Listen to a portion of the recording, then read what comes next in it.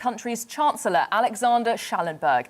Around 65% of Austria's population is fully vaccinated against the virus, which is one of the lowest rates in Western Europe. And Parliament is due to discuss new protest measures that could see Insulate Britain demonstrators jailed for causing major disruption. Under the changes to be discussed tomorrow, the activists could face 6 months behind bars and be issued with an unlimited fine. The Home Office says the current maximum fine of £1,000 is no longer an adequate deterrent.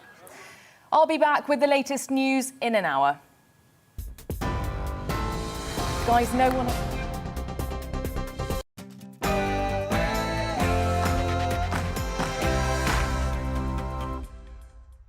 Hello and welcome to We Need to Talk About, your weekend fix, where I pose a question that needs plenty of time for discussion. And today, we need to talk about comedy.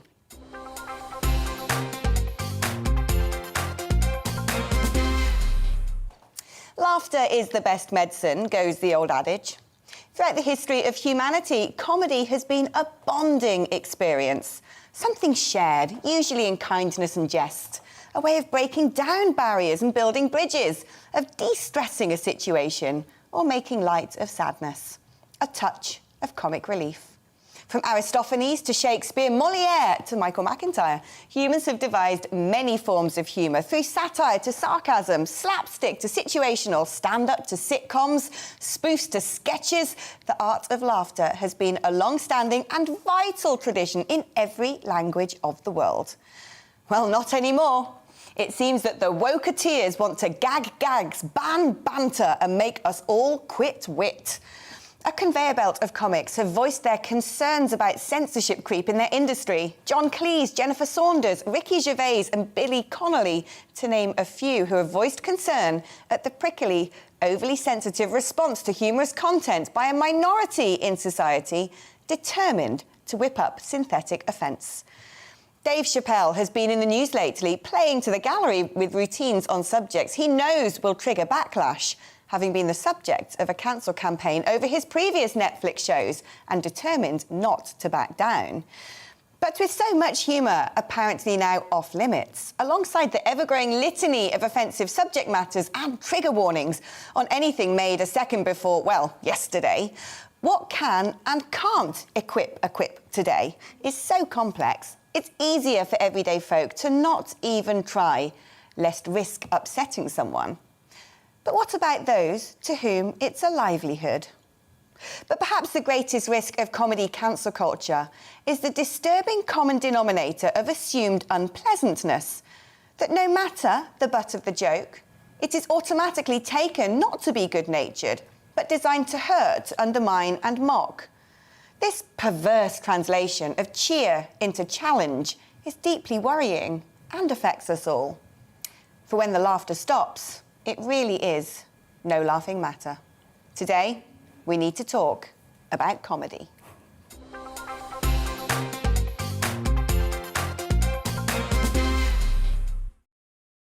What better way to kick this conversation off than speaking to the brilliant comedian Abby Roberts, who joins me now in the studio. And we also have Mark Tuggan, the founder of the famous Glee Comedy Club, in the studio too. Abby. Hello. Mark, welcome. Abby, I'm going to start with you. You are a comedian. Yes. This is, you ply your trade telling jokes. Have you ever had the people heckle you and boo you because of the content of what you're saying, because they're offended?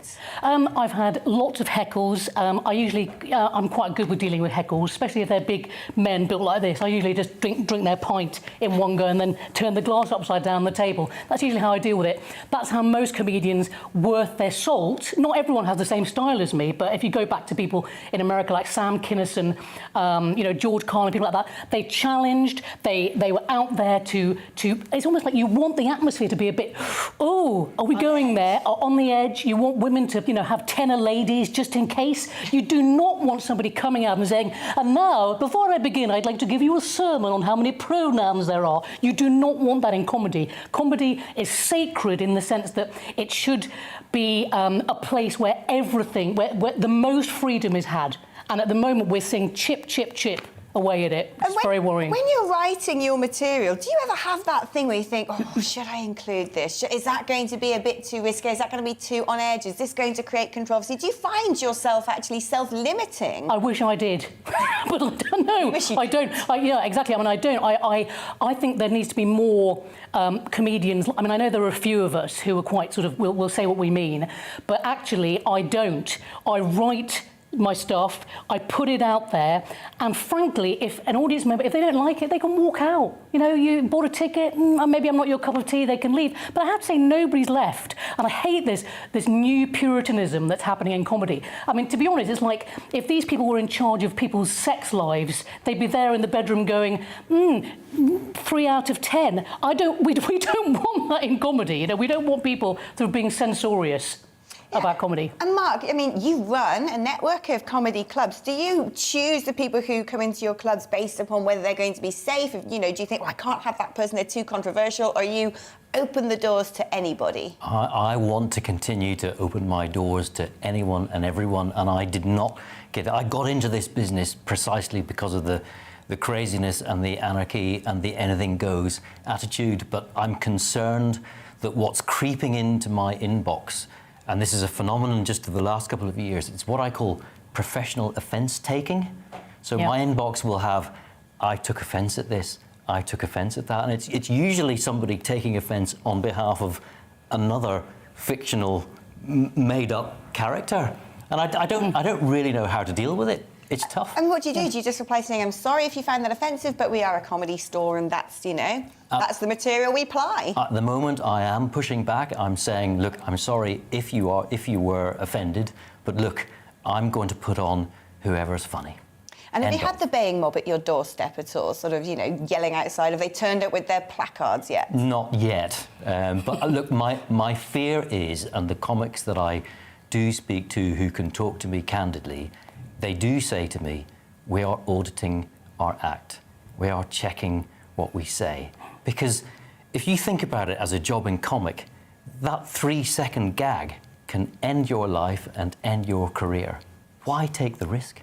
Yeah, that is a shame. That's sad, isn't it, Andy? Very true. Because actually, you know, we're going to end up with a very narrow and beige definition of what's funny if we continue down this road. Very, very beige. In fact, I'm going to say it's lovely to meet Mark. I've played all of Mark's clubs. We've never actually met in person, but I would say the Glee is such a great atmosphere. I mean, they're probably the best clubs in the country, I would say, and I'd love a gig, thanks, in next week. But what I think is happening is there are people, not only comedians themselves, who are censoring other comics, which is a bit like Mao's China. You know, we have people sort of checking, literally people going, yeah, that was a bit, maybe too, you know, you're going straight into the wrong territory. But you've also got people in charge of comedy. I mean, the people who run the Edinburgh Fringe Award, Nika Burns, she said in 2018, I look forward to the woke comedy when there'll be a new kind of comedy in town.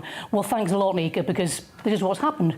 You know, people are nervous. Comedians shouldn't be nervous. Do you know many comedians who've sort of given up, fallen on their sword, you know, actually come under huge pressure? Janie Godley. Just recently. Yeah. I mean, Janie Godley and I... What was her crime? Yeah, sorry, Mark, you explain. She was found guilty having some people gone through her historic tweets.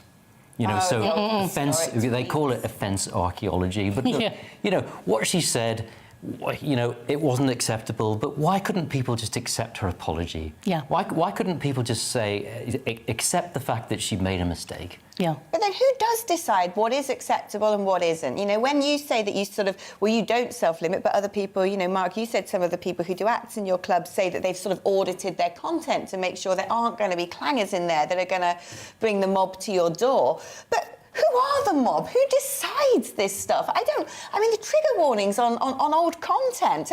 Who's there thinking, well, you know, we've got a list here of all the things that might cause offence, and today it's time for Little Britain to go in the bin? It's the corporates. What's really worrying about this, and that's why I get very, very annoyed when people compare this to Mary Whitehouse. Mary Whitehouse was on the Christian right. She was very much about moralising. And, you know, it was quite a sort of, I mean, she put it this way, she didn't change institutions from within. She didn't put all her feelers into everything. This is much, much more serious. This is across everything now. So we need, if anything, you know, on Mark's behalf, on his club's behalf, on my behalf, we need more comedians to say, no, we're not playing that game.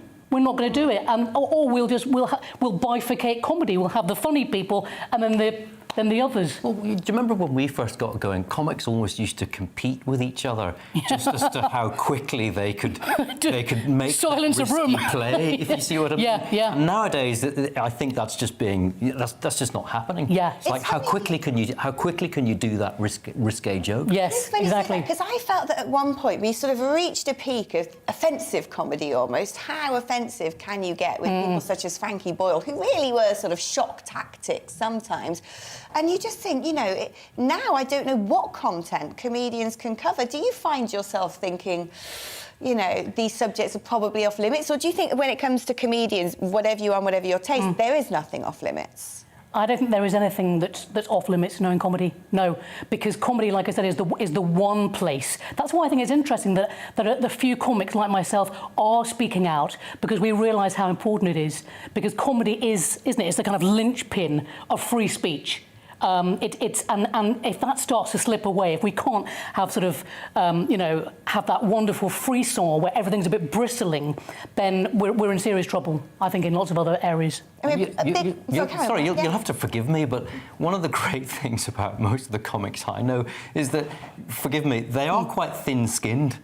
In other words, if the audience doesn't laugh, yes, exactly. How long do you think that joke's going to stay in the set? Precisely. So, it's really simple. Yeah. If it's funny, keep it in. Exactly. If it's not, yes. leave it out. Let the audience decide. Precisely. It's democracy in action. Yeah. Let the audience. Yeah. Well, let's talk about Dave Chappelle, because obviously that's the most recent person who is being hounded. You're a big name person being hounded for his previous shows on Netflix, and it seems to be very much. I watched his latest one the other day, and he's really socking it to his critics, isn't he? He's saying, "You're telling me not to enter into this territory. I'm going to go there." Do you think that was a wise decision? Is that the sort of affirmative action that we need to see happening? Or is that sort of potentially agitating people and stirring things up that could become unhelpful? I am glad that Dave Chappelle is pushing back, because we need the really big names to go, you know what, enough's enough. It's not going to be enough, again, for a circuit comic to push back on it, because they don't have that power. Yeah. And I was interested to say as well, even Chris Rock, who's somebody that he was one of my sort of comedy heroes. He's been quoted recently as saying, guys, the problem is everyone's too scared to make a move. Exactly. And that's his way of saying, well, look, if even people like Chris Rock are holding back, what's it coming to? Yeah. What signal is that sending out to the whole? Exactly. And also, you're right. Actually, weirdly, a lot of this has come from America. Even, I have to say, God bless Dave Chappelle. I'm a huge fan, but even he, in the past, has kind of been a bit, saying. I remember him saying he felt that the laughter, some of his jokes, was the wrong kind of laughter. This was a few years ago, so maybe he should. And then he left his show. If you do things like that, you're kind of sowing the seeds.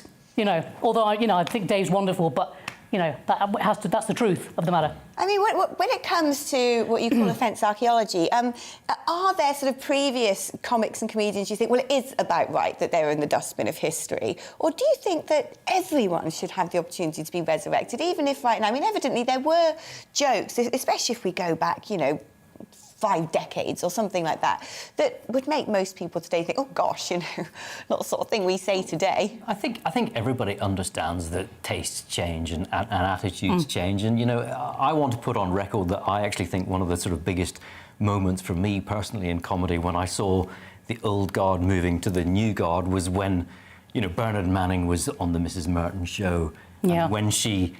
When that amazing moment came when she called him out, and he actually sort of said, "Yeah, I am a racist," and it's almost as if that was a good moment for comedy, because it was the moment at which the tectonic plates shifted from yes, we've moved on from that onto the new. So we all accept that. What was acceptable in the 60s and the 70s is less acceptable now, or not acceptable now. We get that, but I'm just fearful that there's still a mob that's out to get almost anything that they deem to be just not to their taste. And that mob's gone the other way. Yeah. It's tipped over the other way. Pendulums swing. Yes. It's just Oh, it's a swung a bit wrecking too ball far. now. Oh. It swung way over to over to Maoist China somewhere. Indeed. Mark, Abby, thank you so much, and keep Thank people you. laughing. My word, after will. the year we've had, we need it. You've just heard from the comedian Abby Roberts and founder of the Glee Comedy Club, Mark Tuggan. After the break, I'm continuing this conversation with Steve Bennett, the editor of Chortle magazine, and the comedian Jonathan Cogan. See you in a couple of minutes. On Mark Dolan tonight, we have a simple plan, which is to inform, stimulate and entertain in equal measure. It's all about getting your opinions on the national television airwaves. I love my viewer emails, mark@gbnews.uk. So do join me from 9 p.m. to midnight every Friday, Saturday and Sunday for big guests, big opinions and a big presenter. 6'5", don't you know? See you then on GB News. I'm Dan Wootton. Join me Monday to Thursday from 9 to 11 for the feistiest and most fun news debate on TV, where free speech reigns. I'll bring you a sharp take on the day's biggest stories, bombshell newsmaker interviews, and A-list guests. And I guarantee you, no spin, no bias, no censorship, and no reason to go to bed. That's Dan Wootton tonight, Monday to Thursdays from 9 on GB News.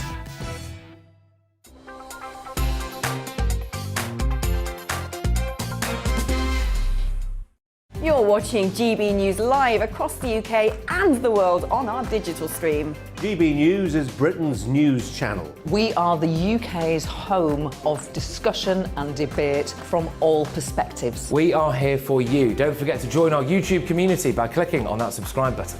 And if you want the GB News app, you can click and catch up on programmes anytime. We love to hear from you, so email us. gbviews@gbnews.uk. Thanks for being part of the GB News family. My name is Andrew Doyle. Join me every Sunday evening at 7 p.m. for Free Speech Nation. This is a show where we address current affairs and news stories of the week with the help of two wonderful comedian panellists. I brought in comics because I want to give it a lighter edge, and also they work for less. See you there.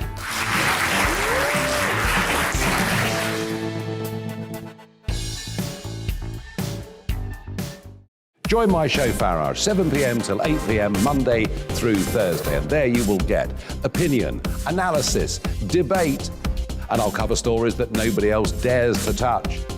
And then for the last 15 minutes, talking pints. We're over a drink. We have a civilised conversation with someone. We very often disagree, but we do it in a grown-up way. Come and join me on Farage.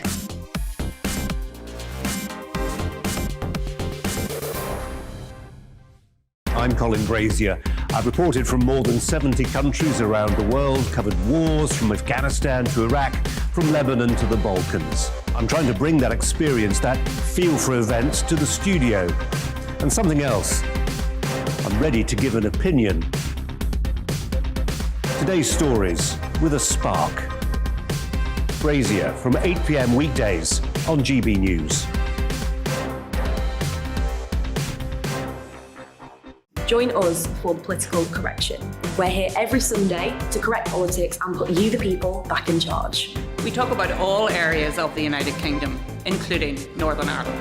Our debate goes way beyond the Westminster Village. It's about the real country. It's about your opinion. So please, we want you to tell us what you think. This is the Political Correction. Every Sunday morning from 10 a.m. here on GB News.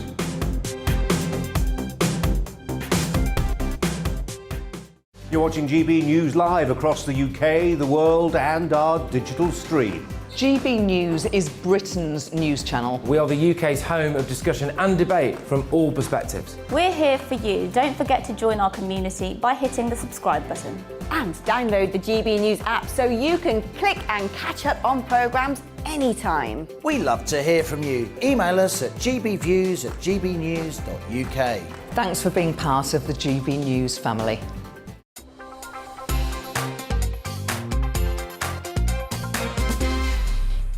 I think of some of my favourite jokes over the years, or snort laugh at some of the most hilarious memes my rather unsavoury friends send to me, almost all of them wouldn't pass muster with the self-appointed offensatrons who have seemingly decided that all joy should be banished from our lives.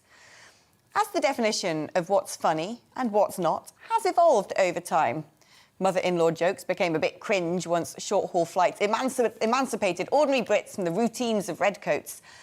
It seems to me it went through a particularly scathing period under comics such as Frankie Boyle before crashing and burning into the embers of laughter that once was. It's a tragedy that so many of us now have been sucked into a sad centrifuge of censorship, painfully realising that many of the shows we were brought up with, from 'Allo 'Allo to Little Britain, just couldn't get made today without a league of joyless ninnies calling for the creators' banishment. Instead, humour is now trapped inside certain bubbles, shared secretly like prohibition alcohol, stealthily pinged to WhatsApp groups, and increasingly controversial and cutting when limited to a closed audience inside a circle of trust.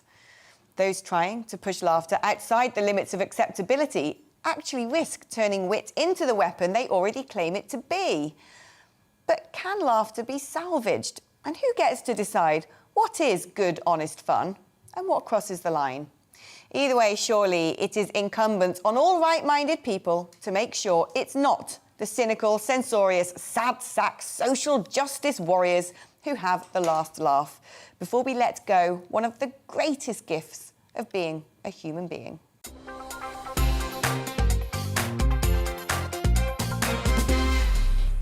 Well, let's get more on this with my next guest. Joining me now is Steve Bennett, editor of the weekly comedy website Chortle. Steve, great to have you aboard. Have you found this sort of constant censorship creep? Has it affected you and your website and the sort of content you produce? No, I don't really see it as censorship, as more just evolution. Like you say, there was a time when we did mother-in-law jokes all the time or stupid Irish jokes all the time.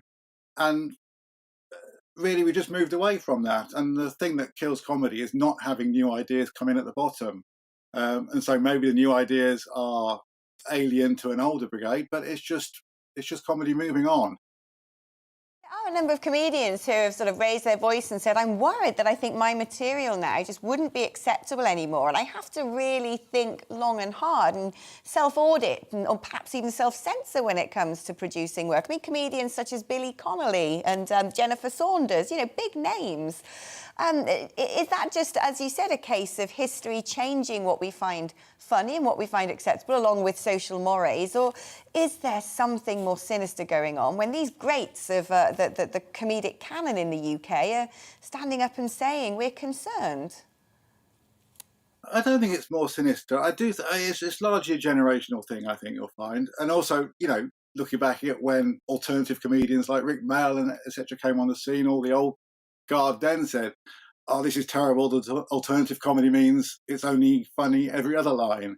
But it's just moving on. And there are probably some people in comedy who are overly pious, but I think it'll rectify itself. It'll sort itself out. And it's not entirely being sidelined. I mean, there's a big debate in comedy at the moment about Dave Chappelle, who's got a Netflix special. He's paid $20 million for a special, and he's accused of transphobia. So you can say, oh, look, the censorious lot are out saying he shouldn't say this, but he's being paid £20 million to be on stand-up's biggest platform. He's not exactly being silenced. Yeah, so do you think actually at the end of the day comedy will win out? And even though there's a very vocal group, the mob might shout down certain people, certain acts, certain jokes, that actually comedians will carry on regardless? I think so, especially in live comedy clubs where, you know, the situation is everything. And there is always a bit of, you know, with the best comedy, certainly a bit of tension with the audience. Maybe you are pushing them to what they don't want to hear, whether that's on the sort of liberal side or on the conservative side. You're pushing them to areas of slight discomfort and then perhaps pulling them back in again with a joke. I think there's a lot less scope for being misunderstood and a bit more scope for nuance in the club than seeing a joke on Twitter or look, isn't this outrageous type comment on Twitter. So I go to the clubs a lot and I don't feel that comedy is being neutered, but it's different from when it was 20 years ago for sure. And where does that leave you? I mean, in terms of a comedy website, you don't have that live audience thing. You have got sort of recorded material, things that are sort of established and they're on your site that, you know, age with the times. Do you ever look back and think, well, I think it's time to remove that content now? Or do you ever put, I don't know, trigger warnings saying some people might find this offensive? Or do you just say, no, it's funny, it stays there, come at me, do your worst, I'm not changing? Well, we're actually a website that writes about comedy in a sort of journalistic way rather than producing too much content. But any sort of reviews or opinion pieces that are from the past, they stay there. The only warning says this was published in whatever year it was published. Again, I think some of the trigger warning stuff is kind of okay. If you're saying, if you're putting up an episode of an old sitcom, Are You Being Served or something, and it's got trigger warnings that some of the language in that might be offensive to you in today's climate, well, that's fine. You get the best of both worlds. I think you get the show is still there and available to watch. And if you are what you might want to call a delicate snowflake, you don't need to watch it and go and find something that will appeal to you. Well said, that man. Thank you, Steve Bennett, editor of Chortle Comedy website. Let's continue this conversation with comedian and musician Jonathan Cogan. Jonathan, did you hear what Steve had to say? He thinks well, you're very dark there, Jonathan. Steve says that trigger warnings, well, it's fine. You get the best of both worlds. You get told that you might find this offensive, but, you know, if you're not going to, watch it and enjoy it. Do you agree with that? Or do you think the whole idea of even putting a trigger warning over comedy is sort of a censorship creep into an industry that really relies on being risque? So it's a good question. So I do definitely agree with Steve in the sense that if you have the trigger warning, but you still have the original piece of art that hasn't been changed, you do kind of have the best of both worlds. You've got the original message or language that was used, and you've got that kind of modern, I guess, look at it. But at the same time, it's not something I would want personally on the media I consume. I think you kind of have that to an extent with ratings. If something's not going to be suitable for a kid, you know, don't show it to them. But generally, I don't think trigger warnings are too important, especially not from my perspective. But then again, I've only got like a medium amount of trauma in my life. So if you've got like huge amount of terrible memories, then maybe you do need that. But, you know, each their own. Do you find yourself self-auditing? I mean, let's take, for example, Dave Chappelle, who was really dragged through the coals for, you know, previous shows on Netflix and has really come back punching. Is that the right sort of approach to take and sort of to make light and actually turn cancel culture into comedy?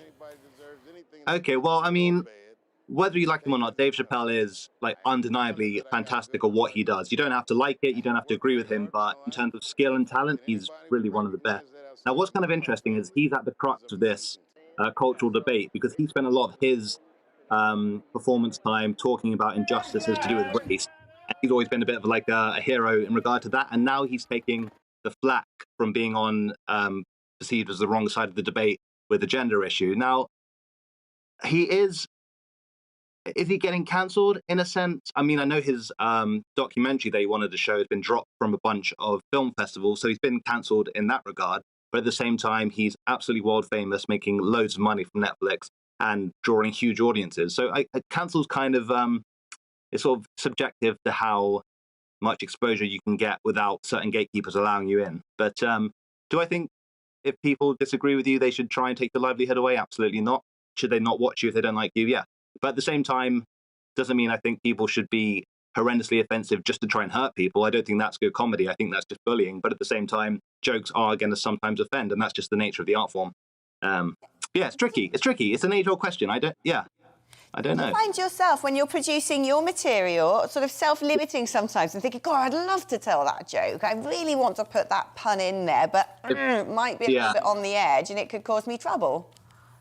So if I say a joke and then my girlfriend just walks out the room, that's normally a good indicator that it's just slightly over the line. But I think you are just going to have to experiment live with it and see what the reaction is. Not everyone's going to like it. I've had jokes that have gone down super well in certain gigs, and then another time, I literally once had a girl from the audience shout out, "No," at one of my punchlines. So I learned a lesson that day. And I guess it's kind of up to me. I really think it's up to me, or it's up to the comedian to choose what they want to put in and then just deal with the consequences. As long as those consequences are people liking it or not liking it, not getting like mobbed for having the wrong opinion about an issue that week. Yeah. Jonathan, if the consequence is people laughing, you're doing a good job. And stick with the comedy, don't become a lighting director. Lovely to have you on the show today. Jonathan Cogan, comedian and musician, looking like a silhouette there, wasn't he? This is what's happened when it's all about zooming into programmes these days. What happens, though, if the laughter does stop altogether? Laughter has been seen to be so important to us humans. My next guest will know a lot about this. Joining me now is behavioural psychologist Jo Hemmings. Jo, OK, laughter is the best medicine, they say. Is that true? Yeah, definitely. The best free medicine you can get, because it actually increases our endorphins, which is our body's natural hormone that makes us feel good. It decreases cortisol and adrenaline, which are our stress hormones. I won't bore on about it too much, but it improves our immune system. It relaxes our muscles. So after you've had a laugh, 45 minutes later, up to 45 minutes later, you're still feeling good. Your muscles are very relaxed. It's bonding in a pro-social way. So laughter's contagious. So when someone is laughing, it's quite hard not to laugh with them. And yeah, I mean, as a dating coach, I know that single people looking for love will say that a sense of humour, what they mean is a shared sense of humour, but a sense of humour is right up there in the top rankings of what they want in a partner, is someone who can laugh with them, laugh at themselves, just generally laugh. Am I thinking as well that there is such a thing as laughter therapy? There's laughter yoga, there's laughter therapy. I mean, it all sounds quite artificial, but I think people who've done it, it does feel a bit odd at first when you're encouraged to laugh in that sort of slightly kind of fake ho, ho, ho way. But because it has this really contagious nature about it, you'll find that once you've sort of forced out a few laughs, it starts escalating and you begin to laugh quite naturally. So it's an amazing thing. Our lives would be a lot more miserable without laughter in them. Interesting words. You talked about laughter as being bonding in a pro-social way. To me, the biggest risk of cancel culture is exactly that. It's dividing us. And very often, comedy is used to de-escalate a situation or to take the stress out of something or turn something really miserable or combative into something happy and binding. Yeah, I suppose it's a difference between, look, comedy, when you're actually on a stage or on TV performing, that's a certain sort of humour. I think laughter also comes from, it's all humour in that way. Comedy's always been on the margins. It will probably always stay on the margins, but those margins change a little bit because there's always something good about laughing about something which is just slightly probably not to be laughed at. But spontaneous laughter, when you're with family or friends and you just find something to giggle at, that is such a bonding thing between people, recognising you have similar senses of humour, recognising that you're able to just, collapse into that slightly hysterical giggling and feel comfortable about it. It's just enormously good for us. I don't think any amount of cancel culture can ever get rid of that spontaneity of giggling, laughing with somebody that you know well, that you can connect with, that you feel relaxed and comfortable with. So there will always be a part of humour that's going to be a bit debatable and it will evolve, as both of your other guests have said. But there's also that very spontaneous laughter that can come out of nowhere with people that you're just having a good time with.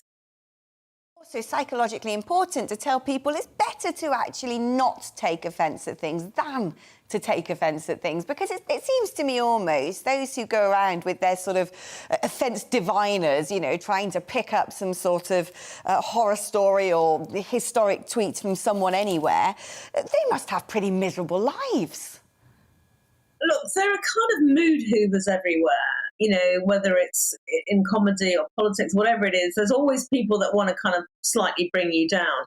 There is a way of being funny and humorous by being sharp, witty, clever, without being offensive. And most good comedians know exactly those boundaries that they can step in and step out.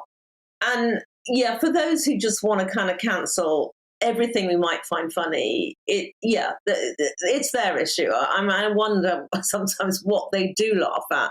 Do they have any laughter in their lives? Is there any self-deprecation? That's a really important part of laughter. To be able to laugh at yourself is actually one of the best forms of humour. And I sort of suspect those that want to cancel everybody out there don't have a lot of that going on. You've just heard from Steve Bennett, the editor of Chortle magazine, and the comedian Jonathan Cogan. After the break, I'm continuing this conversation with your views on comedy. See you in a couple of minutes. Join us for the political correction. We're here every Sunday to correct politics and put you, the people, back in charge. We talk about all areas of the United Kingdom, including Northern Ireland. Our debate goes way beyond the Westminster Village. It's about the real country. It's about your opinion. So please, we want you to tell us what you think. This is the political correction. Every Sunday morning from 10 a.m. here on GB News.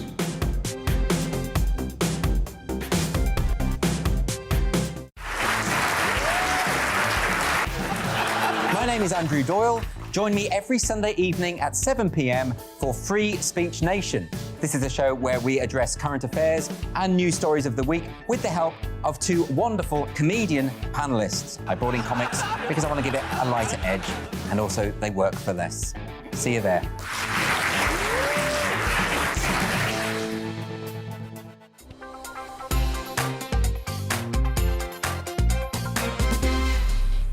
You're watching GB News live across the UK and the world on our digital stream. GB News is Britain's news channel. We are the UK's home of discussion and debate from all perspectives. We are here for you. Don't forget to join our YouTube community by clicking on that subscribe button.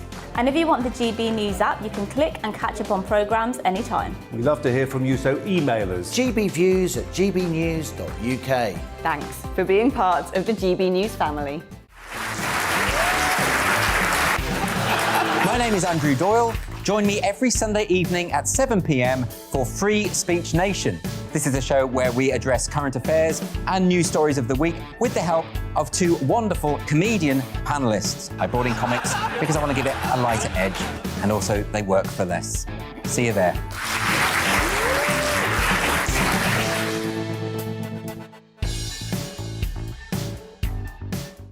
Join my show Farage, 7 p.m. till 8 p.m. Monday through Thursday. And there you will get opinion, analysis, debate, and I'll cover stories that nobody else dares to touch. And then for the last 15 minutes, talking pints. We're over a drink. We have a civilized conversation with someone. We very often disagree, but we do it in a grown-up way. Come and join me on Farage.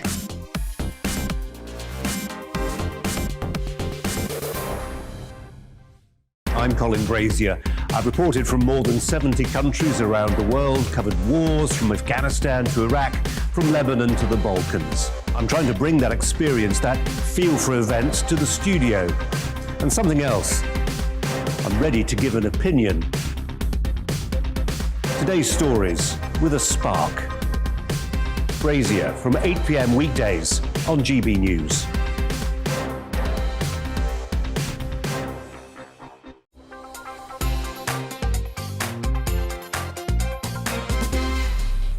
Now, let's go back to our main issue of the afternoon. We've been talking about comedy. Is cancel culture killing the laughter?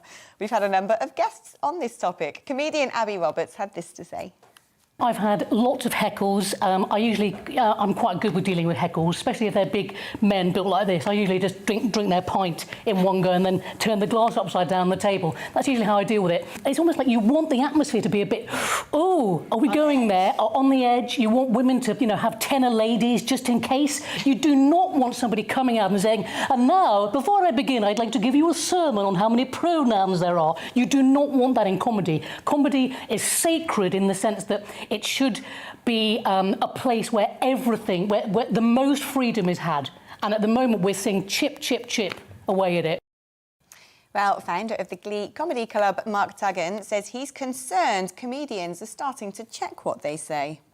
I got into this business precisely because of the craziness and the anarchy and the anything goes attitude, but I'm concerned that what's creeping into my inbox, and this is a phenomenon just of the last couple of years, it's what I call professional offence taking.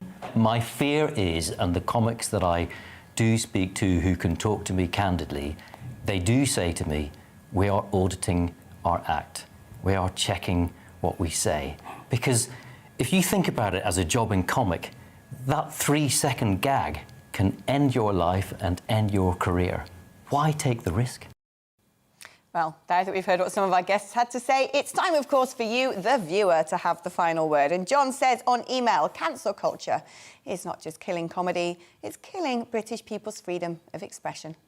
Tom says there has never been anything in the handbook of art or comedy that dictates a positive, progressive message needs to be detected in its content for it to be emotionally or intellectually stimulating. Art, like comedy, can be dark, ugly and shocking.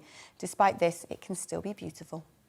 Barbara says the cancelled comedians should have a normal night of comedy altogether. It'll be packed out. Gareth says, if I pay to see a comedian, it's my choice, my taste. People who walk out are insane.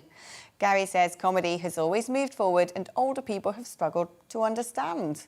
Jimmy says people rely on phrases like cancel culture. Instead, the term is thrown around to try and legitimise offensive and dehumanising behaviour. It's not cancel culture. Jonathan says cancel culture, wokeism, etc. is just the thought police in effect. We are seeing the rise of a lunatic philosophy. Well, there you are. And here's the result of our poll. We've been asking, is cancel culture killing comedy? Oh, sad to say 96% of you say yes, it is, and 4% say no. Well, do you know what, folks? If you like comedy, if you like being funny, keep trying to make people laugh because it's what we need in life.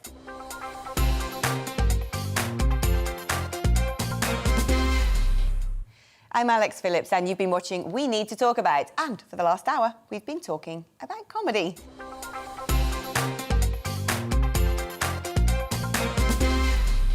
Join me, Mark White, here on GB News. For more than 2 decades, I've been at the sharp end of reporting crime and security at home and abroad.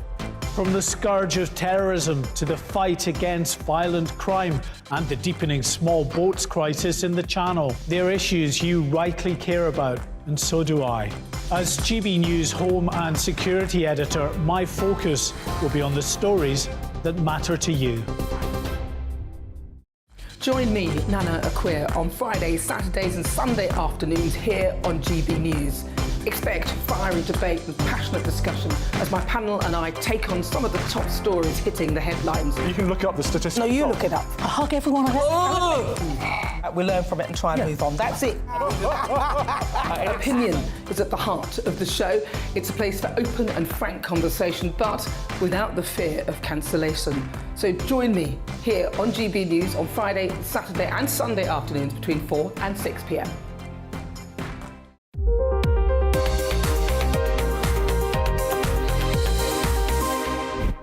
Just start by telling us, Andy, in a nutshell, what is car share? Easiest way to describe car share is like an Airbnb equivalent for cars. We enable car owners who have a car they're not using very much, or 2 cars, the second one being not used very much, to be able to share and rent those cars out to other people who live nearby. We call them renters. The renters can then access those cars through an application and open the car simply through the phone. So we enable owners to share cars and rent them to renters. So it's connected to the car and it's showing you exactly which car it is. Yeah, so this is, I'm now in rental. Yeah. As I get closer to the car, the phone connects to the car through Bluetooth. So there's no signal required, no phone signal. Okay. So that's all eradicated. This is now Bluetooth into the car. Okay. The functions to unlock and lock the car are now live. So if we unlock the car, you'll see it flash, hopefully. That's unlocked. Wow. That's just unlock the car. So I'll get in the car now. Car's open. Off we go. Wow. All through your phone? Yeah. We store, pick, pack and post on behalf of e-commerce sellers. So the guys that you buy from online, particularly in the last couple of years, people have been stuck at home buying from people online. We actually ship that stuff out. So if you make stuff in your garden shed and sell it online, Hubu can take care of all the logistics, all the packaging, all the difficult stuff that really stops businesses from growing. We can. We're unique in doing it for a much broader range of clients. Someone's always done that. They've always been fulfillment companies, which is what a company like ours is called. But they've tended to work with big clients, clients that have relatively few items and that ship them in huge volumes. We work with clients of all sizes, complex clients, clients that sell secondhand or vintage, small clients, people that do sell from their bedroom, so a really broad range.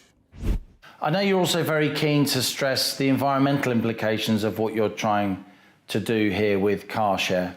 They've proven that for every one car shared, it can take up to 10 others off the road, which means that 10 other cars don't need to be produced or replaced if others are saying, look, I seldom use my car. Do you know what?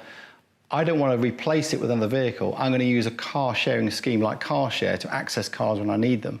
So that's a big deal, actually. Taking that number of cars off the roads creates such big positive benefits. The industrial processes that go into making the actual physical car. Yeah. So imagine if we were producing half as many cars, how much emissions we would save right at the start of the process. The other great thing, of course, is that when cars are shared, the people that use them, that rent them, do it because they're purpose-driven. They don't pop to the shops and therefore hire a car to go to Sainsbury's 10 minutes. They do proper activities, seeing things, seeing people, seeing places. So it reduces that short number of trips, which is really positive. The other aspect is the more cars we can take off our streets because of that, lack of replacement, people sharing more and people accessing more, there is more space on our streets. In some cities, congestion can be 25% or 25% of the congestion can be caused by the lack of a parking space. We're driving around for 20 minutes trying to find a place to park your car. With less cars in the future on our streets, much easier to find a space that congestion eases and the pollution eases. Tell us about the physical side of the business. What does it look like? It looks unlike a traditional warehouse. So we really revolutionised the way the warehouse floor works. There are some fundamental problems with warehousing, the biggest one being that it makes people miserable. It has them walking miles and miles every day. So that's a fairly depressing job. So what we did was we created what's called a micro warehouse. And this was really the brainchild of Paul Dodd, my co-founder. The micro warehouse collapses the business into a smaller warehouse that is run by a single individual. So that might be a picker or a packer. For us, they manage the whole thing, more like a retail unit, all of the inbound, all of the outbound, the picking, the packing, the posting. And crucially, they engage with the client as well. So they get that feedback loop that lets them know they're doing a wonderful job or helps them if they're not. And that created a sense of ownership. How about your East End background? Does that help? It's made me tenacious and hardworking, and nothing gets in my way, nothing stops me. But it's also made me very concerned that the people that work for us should be treated properly and paid properly. We work really hard. Because you know what it's like at the sharp end. Yeah, exactly. And I think it's just got sharper and sharper over the last 10 or 15 years. Those kinds of jobs, the wages haven't increased. Meanwhile, for the rest of us, they've tended to go up. Meanwhile, the cost of rent these days is ridiculous. It's really difficult for people to make ends meet that are doing those kinds of jobs.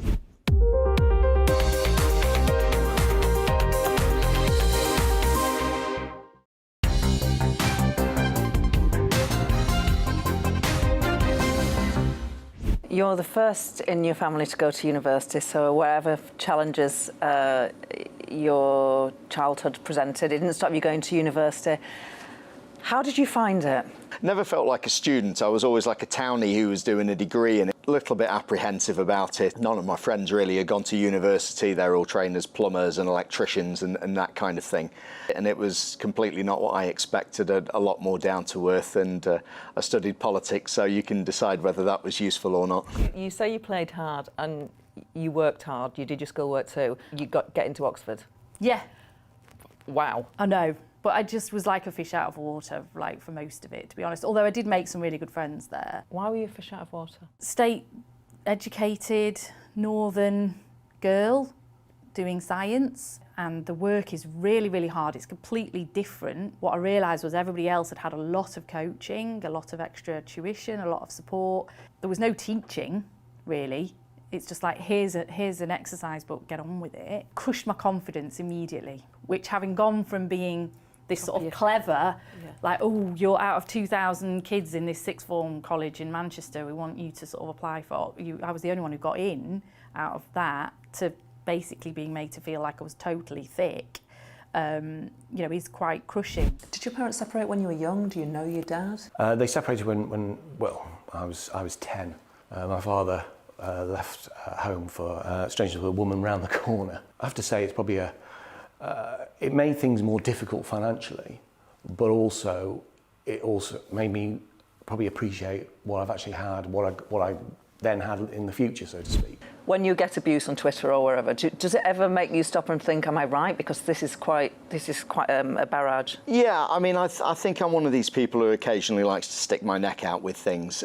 Some can say that's being a little populist or deliberately controversial. Been accused of making it as clickbait before, for example, that kind of thing. But I mean, these are all things that I do genuinely believe in. And I always say that, you know, if you don't believe something, don't say it. Has it ever become more than just social media abuse? I think where it crossed the line for me is when they start making comments about your family or threats and so on. And I think after I made the comment about taking the knee, I had one particularly unpleasant message that was sent to me. And it said basically about kneeling on my children's necks until they were dead because they wanted me to feel that pain. I had to speak to my wife about that and brief her beforehand just to say, look, please don't get upset with this. Don't take it too personally. It's just idiots on a keyboard. It's not going to happen in real life. But I think sometimes people forget in terms of the security we have. My house, you know, it's been fitted with panic alarms and new locks and everything. And in my case, it was just a threat. The police dealt with it. They were great and so on. But it just does make you worry in future that something actually bad could happen. You described Facebook as a morality-free zone. I was being unkind to them that day, I think. Yeah. Facebook is a bit of a cult, let's be honest about it. I mean, it just appears to have a different agenda, in fact, than the other social media companies. And they have a huge impact on society, so therefore, they do need to engage properly with political process. I would like to see them take the approach that I do think some of the other ones are taking. We don't want to see society crumble.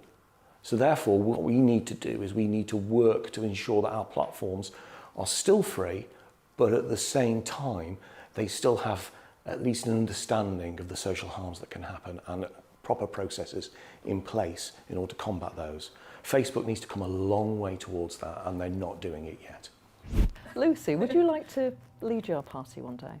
I don't think I would. No, not really. I think the cost on one's actual life would just be far, far, far too great, to be honest. As women, we do weigh up those costs a lot more, the cost to our family, the cost to our lives. I think as women, we do generally, we wear that responsibility is weighted on us a lot more. The Tory women seem to, I mean, come on, because they've done better, they've done better, considerably better than the Labour Party. I know, but to be fair, there is I'm not being disparaging about it, but there is a sort of a different sort of culture with maybe people who are a bit posher about boarding schools and nannies and things like that. It's not quite the same as, you know, trying to pair up the socks and deal with the homework.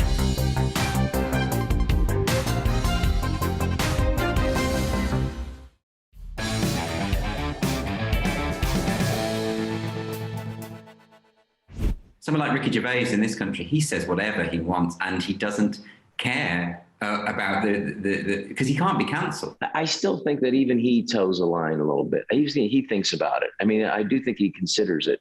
You have to, you know, because the weird thing is, like for me, like what I feel about what's happening right now. I mean, I feel like I could talk about it on stage because I'm established, but I also think, like, you know, if you're partners with the biggest streaming service in the world, and then if you also, you know, you're doing a commercial for this international company, and so you have to think, you know what, how much do I really want to rock the boat? So I do think that sometimes I think people forget that this is supposed to be an irritant. You are supposed to, as a comedian, you're supposed to be controversial. You're supposed to take the other side. You're supposed to get the audience to question their foundational thinking.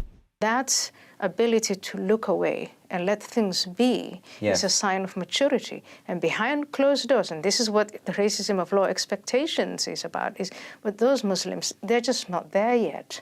That's really what it boils down to. That's a really interesting point as far as is it this expectation that Muslims are likely to react violently if they're upset? That's a very patronising Yeah, because the Christians isn't it? used to do that in the past. They're over it now. Right. They're old enough, they're mature enough, they're adults. The assumption is if you're a Muslim, a drawing of the Prophet Muhammad, whether it's flattering or not, is going to offend you. Can you look away? Well, it's not necessarily true that all Muslims would be offended. Well, first of all, it's not true.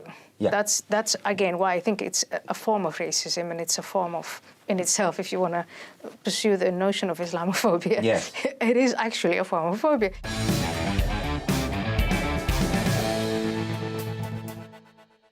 Hi, I'm Patrick Christie's. And I'm Mercy Moroki. And we're hosting a show right here on GB News, 9:30am till 12pm, every single weekday. Call to the point. We're going to be talking about all the big issues that matter to you at home in Britain. Absolutely, whether it's holding politicians to account, discussing what's taking place in the Channel, banging on about law and order, we're not afraid to do the absolute lot of it. Yes, and if you're thinking it, you can guarantee that we'll be saying it. Make sure you're here 9:30am till 12pm, every single weekday, right here on GB News for To The Point.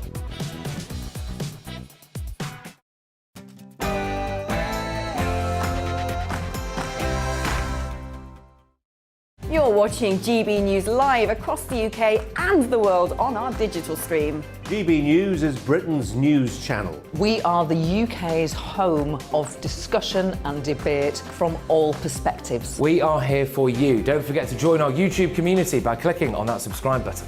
And if you want the GB News app, you can click and catch up on programmes anytime. We love to hear from you, so email us. gbviews@gbnews.uk. Thanks for being part of the GB News family. My name is Andrew Doyle. Join me every Sunday evening at 7pm for Free Speech Nation. This is a show where we address current affairs and news stories of the week with the help of two wonderful comedian panellists. I brought in comics because I want to give it a lighter edge, and also they work for less. See you there.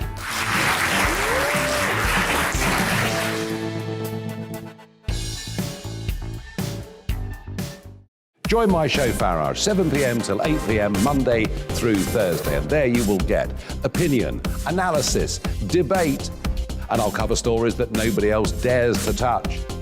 And then for the last 15 minutes, talking pints. We're over a drink.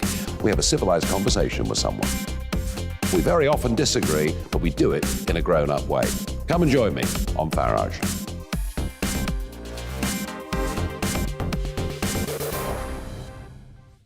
I'm Colin Brazier. I've reported from more than 70 countries around the world, covered wars from Afghanistan to Iraq, from Lebanon to the Balkans. I'm trying to bring that experience, that feel for events, to the studio.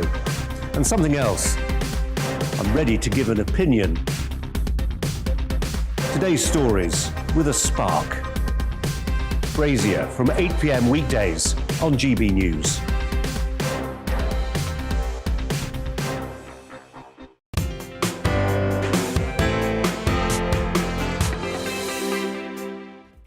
Hello and welcome. I'm Nana Akweer, and for the next 2 hours, me and my panel will be taking on some of the big topics hitting the headlines right now.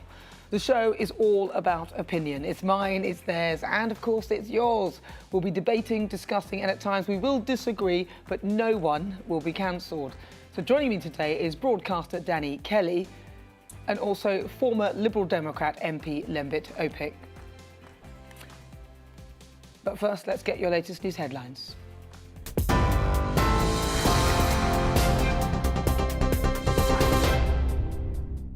Hello, I'm Tamsin Roberts. This is your news at 4 o'clock. Police are investigating an incident outside a hospital in Liverpool in which one person has died and another injured. Posts on social media show a vehicle on fire outside the Liverpool Women's Hospital near the city centre. Bomb disposal teams are currently on the scene and a wide cordon remains around the hospital. Well, we'll bring you more on this story shortly. Members of the royal family have led the nation in honouring the country's war dead on Remembrance Sunday without the presence of the Queen. Buckingham Palace announced this morning that Her Majesty would be absent from the service at the Cenotaph in London after spraining her back. This year's event has seen a return to pre-pandemic numbers of participating veterans and military members. The Prince of Wales and Prime Minister are among those who lay a wreath at the War Memorial. Her Majesty is said to have made the decision not to attend with great regret. Bob Gamble, the Assistant Director for Commemorative Events at the Royal British Legion, told GB News the Queen was missed at the event. I think the news that Her Majesty was not going to be on parade clearly caused some disappointment. But I think the overriding sentiment that sort of swept, if you like, through the veteran community was one more of concern for our welfare, to be fair. Her Majesty has been part of the Cenotaph ceremony, certainly in all of my time, and she's an ever-present. The COP26 President Alok Sharma says China and India will need to explain themselves for pushing to reduce the global climate agreement's coal pledges. The new Glasgow Pact commits over 200 countries to more climate action, but there's anger as leaders agreed to phase down, not phase out, the world's dirtiest fuel after requests by the two countries. Mr Sharma initially apologised to delegates after he was forced to reword the pledge on coal use. But speaking to BBC's Andrew Marshall, Mr Sharma defended the deal. China, India are going to have to explain themselves to the most climate vulnerable countries in the world, and you saw the reaction of the climate vulnerable countries to that change. I wouldn't describe what we did yesterday as a failure. I mean, it is a historic achievement. You apologised, you said yourself, I'm apologising for failure. Well, Andrew, it's important to point out what we actually achieved yesterday. We kept 1.5 within reach. We closed off the Paris Agreement, which for 6 years had eluded the world. We did that under a UK presidency. A man's been charged with murder and attempted murder after a double stabbing in Brentford in West London. 37-year-old Norris Henry has been charged with the murder of 20-year-old Ali Abukar Ali and the attempted murder of an 82-year-old woman. She remains in a serious condition in hospital, but her injuries aren't thought to be life-threatening. He is due to appear before Uxbridge Magistrates Court on Monday. A record-breaking number of people in England have received their COVID-19 booster jab in the past week. NHS England says 2.1 million boosters were delivered between the 6th and 12th of November. That's an increase on the 1.7 million given out during the previous week. It means more than 10 million people in England have received their third jab since the programme began. Austria is placing millions of people who are not fully vaccinated against COVID into lockdown. As of tomorrow, those who are not double jabbed will need to follow the new measures, according to the country's Chancellor Alexander Schallenberg. Around 65% of Austria's population is fully vaccinated against COVID-19, which is one of the lowest rates in Western Europe. And Parliament is due to discuss new protest measures that could see Insulate Britain demonstrators jailed for causing major disruption. Under the changes to be discussed tomorrow, the activists could face 6 months behind bars and issued an unlimited fine. The Home Office says the current maximum fine of £1,000 is no longer an adequate deterrent.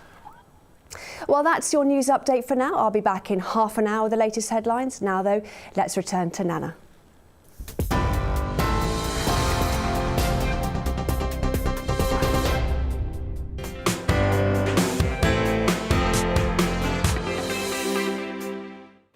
So good afternoon. Before we start the show, as you've just heard, GB News has been told a bomb disposal team have been called to an incident outside Liverpool Women's Hospital.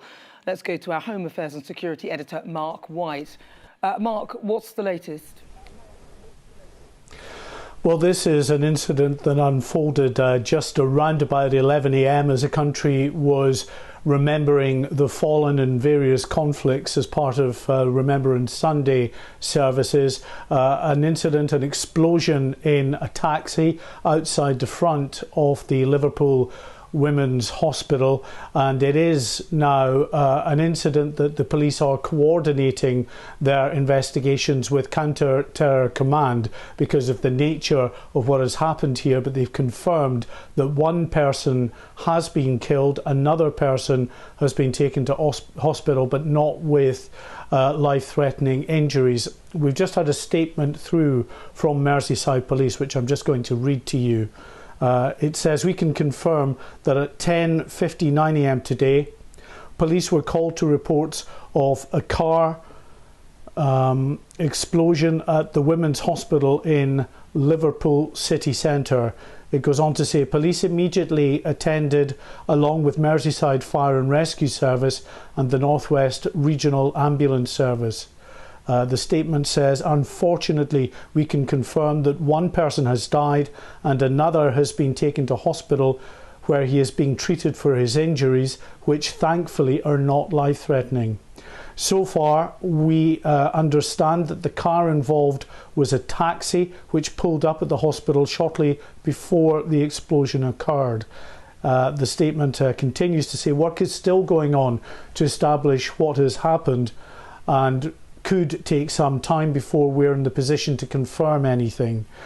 We are keeping an open mind as to what caused the explosion, but given how it has happened, out of caution, Counter-Terrorism Command, Counter-Terrorism Police, they say here, are leading the investigation, supported by Merseyside Police.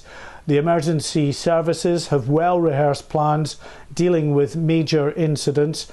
Our response is ongoing at the hospital and will be for some time. Cordons are in place. And there are some road closures. The statement says we have triggered our information channels to inform the local community and businesses about what information we have and what information we can provide. We would urge the public to remain calm but vigilant, to keep updated on what is happening, keep watching the news, it says, and checking with Merseyside Police. It also says if you've not done so already, they're telling you to sign up to their account. They are thanking the public for their patience and their cooperation today, which has already, they said, greatly assisted our policing response. We will issue updates, they say, as soon as we have more information. This has not as yet been declared an incident at this stage that is a counter-terrorism incident, but out of caution, counter-terrorism detectives are leading, and as we try to understand the circumstances behind the explosion. So very significant developments coming out of Liverpool this afternoon, and it certainly was beginning to look worrying a few hours ago when we got those initial reports of a car on fire, reports of a possible explosion. There were other suggestions that someone may have died after detonating a device, but they have not been confirmed by the police at this stage. But of course, you would expect them to, quite rightly, to involve counter-terrorism detectives, and they are leading that investigation at the moment as they try to determine exactly what happened. There will be a great deal of concern, of course, if this is declared a terrorist incident, given the timing of this, of course, happening just at the moment where the nation was pausing to remember its war dead. Also, of course, coming just weeks after the murder of Sir David Amess in Essex, when he was stabbed to death in what police said was a terrorist-related incident there. Authorities have certainly been concerned and worried about the potential for renewed terrorist incidents as we come out of lockdown. During the lockdown period, of course, everybody was effectively indoors, so there were fewer opportunities for terrorist incidents, and those that may have been involved in such incidents were sort of at home in lockdown as well. So there was crime in general tapered right off, but terrorist incidents, of course, pretty much disappeared during that period of about a year and a half. But now, as we've come out of lockdown, the security services and the police have publicly said that they do have some concerns about the potential for terrorist incidents. Well, thank you so much, Mark, for that. We'll bring you more on this story as we have updates throughout the show.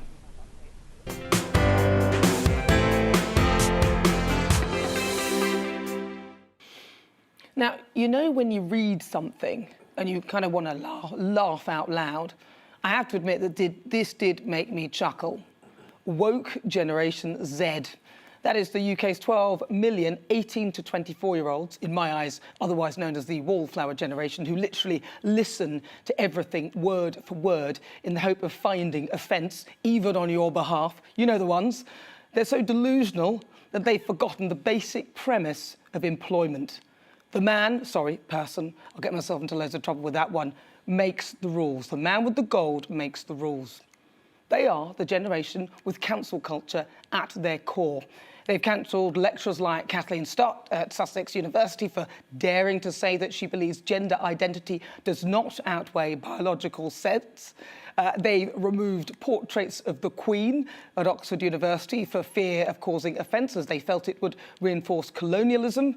And only this week, the Israeli ambassador to the UK was rushed out of the London School of Economics by security guards after a Q&A session with the Debating Society. Well, now, it turns out that many, for their first job, won't get out of bed for less than 50k a year, which could be part of the reason why there's so much unemployment within their ranks.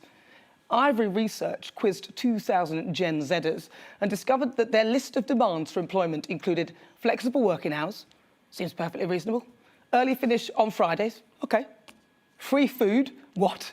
Free breakfast, lunch and dinner with snacks and drinks on top throughout the day. All this, of course, is before they would even consider taking the job. And to get the job, they insisted on no face-to-face job interviews, a dog-friendly office, and here's the best one, no need for any previous experience whatsoever. And for this, you will pay them the pricey sum of 50k, which is actually £16,000 more than the average UK salary. Cuckoo. Sorry, you probably can't do that either. Taking full advantage of the labour shortages, so they're not completely stupid, they've also demanded free Apple laptops, smartphones and subsidised travel. Let's get back to the real world. Now, my first real job out of university was at KISS 100. They paid me about £9,000 a year as a graduate trainee sponsorship executive. Frankly, I was grateful to get the job. Where have we gone wrong with these people? Well, we can't fully blame them for their behaviour. We have fed them a diet of X Factor, Fame Academy and Britain's Got Talent, where the ground is paved with gold for talentless nobodies who appear to reap the rewards of instant fame and fortune. What can we expect? I mean, it is partly our fault. I mean, social media hasn't helped either. Ricky Gervais put it best. I want to live long enough to see the younger generation not be woke enough for the next generation. There's only so much woke and liberal that you can get, and then you start going the other way, but it is inevitable. In my eyes, many of Generation Z have lost perspective. They've lost perspective about how, in my eyes, I believe that we should actually bring back national service, and they should serve in the armed forces for a few years. Perhaps that will bring back a sense of reality.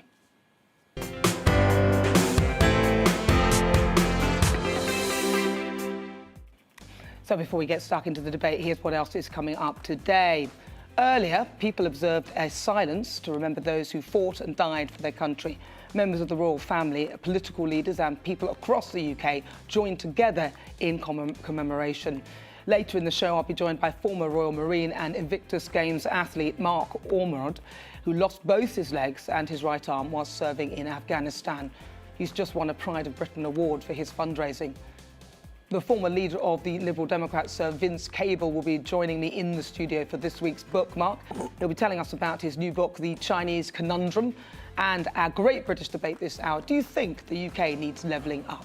Ministers met last week to discuss the government's plans, but the much-talked-about motto is still a mystery to many. So what does it actually mean? What do people want to see? And does the UK actually need levelling up? Tell me what you think on everything we're discussing by emailing gbviews@gbnews.uk, or why not tweet me @gbnews.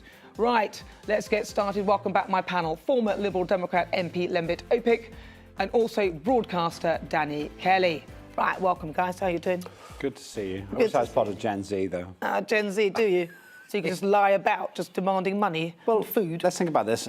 Doesn't require any previous experience. I don't want any Gen Z person to be a pilot in an aeroplane. No, I don't need the experience.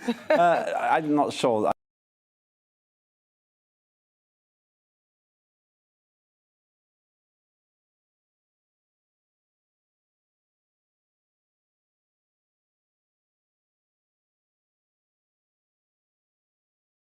And, you know, it taught me something useful.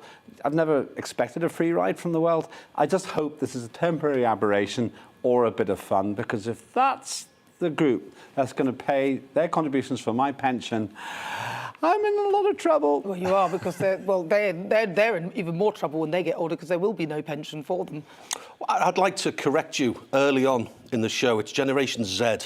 You can tell you're in London. Did you say Generation C? He said you can tell you're in London when a 50... How old are you? 58? 56-year-old 58? Londoner says Generation Z. That's my first proper full-time job was for an American company. In London? In London? No, but we did everything in dollars, and we said Z. Oof, it's awful. No, it's not. It's the proper job. Awful. Oh, no, the proper You've job never was had a great. proper job, have you? You've always been self-employed. No, I tell you what, at 14, my mum got me a job cooking Chinese food in a Chinese takeaway, and Did you eat a lot of it? I liked it. This is what happened. You wouldn't laugh. Very early on into what the show. What did you order? It's gone. It's gone. Well, well, they did used to complain that the takeaways only had like 4 prawns instead of the normal 10.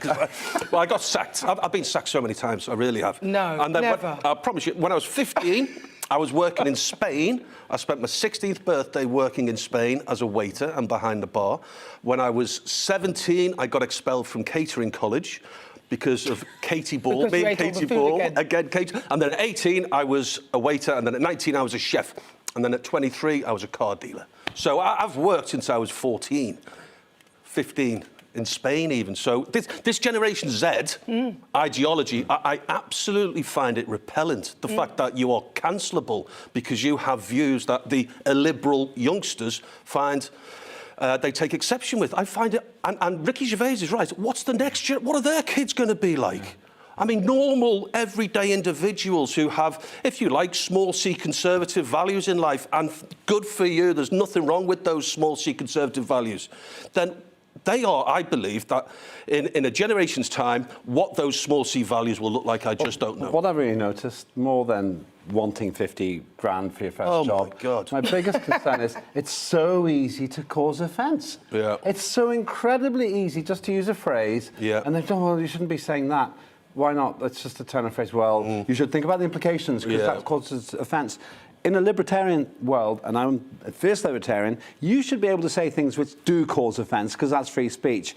Not to cause violence, not to cause actual harm to a third party, but you're allowed to cause offence in my world. Well, you have and that's to be the thing that I worry about most. You have to be able to, otherwise we'll end up with people who literally cannot accept another point of view. And that's what we seem to be getting. They can't take criticism, my goodness. There needs to be a pushback, and it needs to start. And this is why I'm thrilled to be part of, you know, these are baby steps for GB News, because GB News is a station that allows these sort of views to be debated in public and not to be closed down. I came from an environment working at the BBC for 18 or 19 years where callers to my radio show, if they had certain opinions about immigration, then they would not be put on air because they would be branded racist by Generation Z, who was answering the phone at my old station. And it's a disgrace. It's an absolute disgrace.